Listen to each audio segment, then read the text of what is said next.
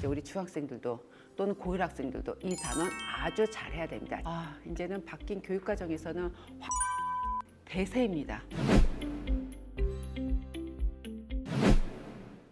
안녕하세요. 대치동 수학행 김현정입니다. 오늘은 학생들이 많이 어려워하고 있는 경우의 수 단원과 확률 단원을 어떻게 공부하면 좋을지에 대한 내용으로 찾아 배웠습니다.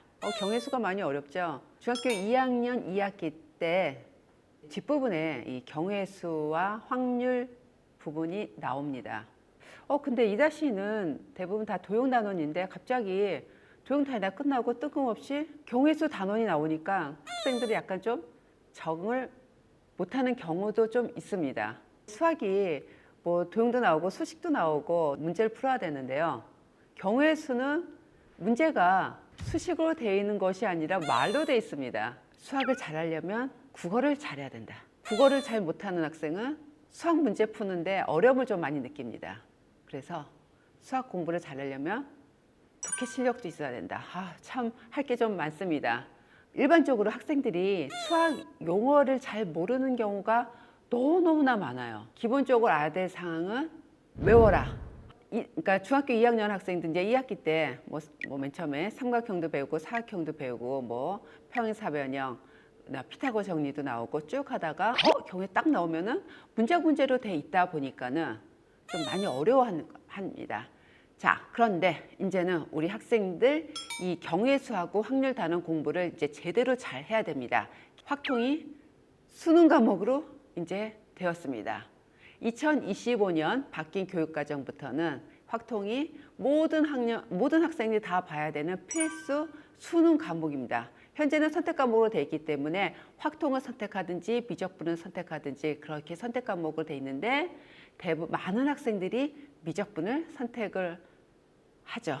고등학교 가면 확통이 좀 쉽습니다. 수학이 쉽다는 건 뭐냐면, 그리고 수학이 어렵다라는 거는 뭐냐면, 학생들이 문제 풀 때 또는 선생님들이 문제를 출제할 때 우리가 배운 공식 개념을 가지고 문제를 만드는데요.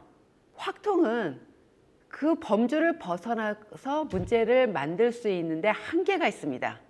그래서 제가 어떤 말을 하냐면 확통은 정석만 연습 문제까지 제대로 잘 풀어도 수능 문제를 다 맞출 수가 있다. 그렇게 말씀을 드려요. 네, 그러니까 그 바운더리를 크게 벗어나서 문제가 출제될 수가 없어요. 하지만 다른 단원은 안 그렇거든요.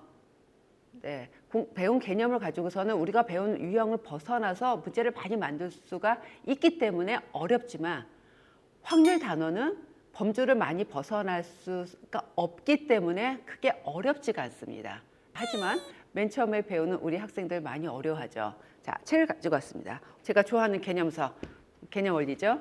여기 2-의 맨 뒷부분에서 경우의 수를 배우고요. 그 다음에 또 언제 배우냐면은 현재 교육과정에서는요. 2학기의 뒷부분에 나오고요.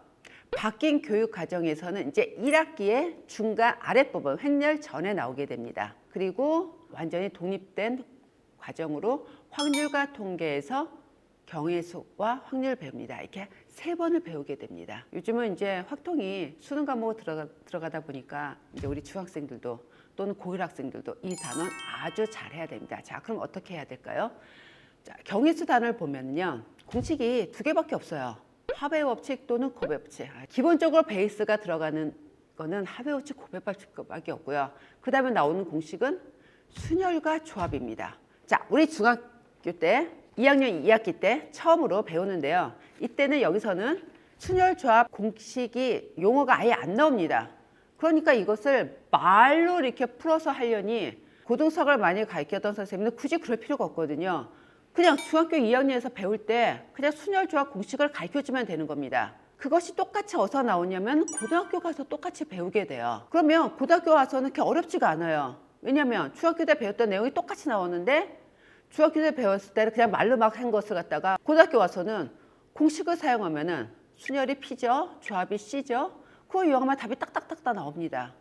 네, 개념은 배우면 배울수록 개념 공식이 확장이 돼서 쉽다는 말씀을 많이 드렸습니다. 그래서 저학년 때 배울 때 그 공식을 당겨서 만약에 학생이 그거를 받아들일 수 있는 능력이 된다면 그거를 배워서 이용하면은 문제를 훨씬 더 접근해서 다 풀 수 있고, 배웠어요? 그 고등학교 오니까 배웠던 것이 또 나오네 하면서 개념이 이제 차곡차곡 쌓이게 되면서 실력이 향상이 됩니다.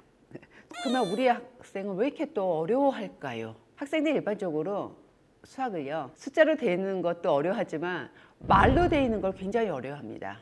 말로 되어 있는 문제를 뭐라고 하냐면 문장제 문제라고 합니다. 왜 어려워하냐면요, 다른 수학 문제는 이게 숫자로 돼 있어요. 그래서 풀면 돼요.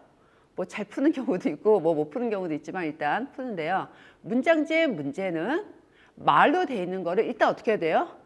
식으로 내가 학생이 만들어야 돼요. 한글로 돼 있는 거를 숫자인 식으로 만들려는 과정을 어려워하는 겁니다. 실제로 문장제 문제는 유형이 판박이로 되어 있기 때문에요. 그 유형 문제 풀이를 많이 하면은 자동으로 탁탁탁탁탁 나오기 때문에 맨 처음에 그 유형 문제 풀이 처음에 접근할 때 그때만 잘 배워두면은 됩니다. 경우의 수도 말로 돼 있는 것을 수학적 사고로 바꿔서 이거를 합의 법칙, 곱의 법칙, 순열 개념을 이용하는가, 조합의 개념을 이용해야 되는가, 이제 식으로 바꿔야 되는 겁니다.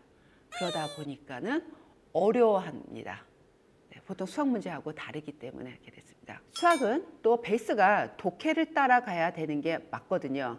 그래서 초등 저학년인 경우는 좀 미리미리 선행하는 것보다도 수학 내용이 담긴 어떤 책이라든가 그런 책을 많이 좀 읽게 해서 수학 내용하고 한글하고 또 문장제 문제하고 그런 것이 좀 친숙하게 되도록 공부를 시키는 것이 훨씬 더 효과적입니다. 좀 딱딱딱딱 끊어서 우리 한번 수학적으로 생각해서 식으로 한번 만들어 볼까? 식으로 끄집어내는 연습을 많이 하면 되는 겁니다. 그래서 2학년 2학기 때 처음 할 때 순열조합 공식 가르쳐 주세요. 그게 훨씬 더 빠릅니다. 2-1을 기준해서 경우의 수와 확률의 유형을 한번 정리해 보았습니다. 유형이 뭐 상당히 많죠. 유형을 다 절대로 외울 필요는 없습니다.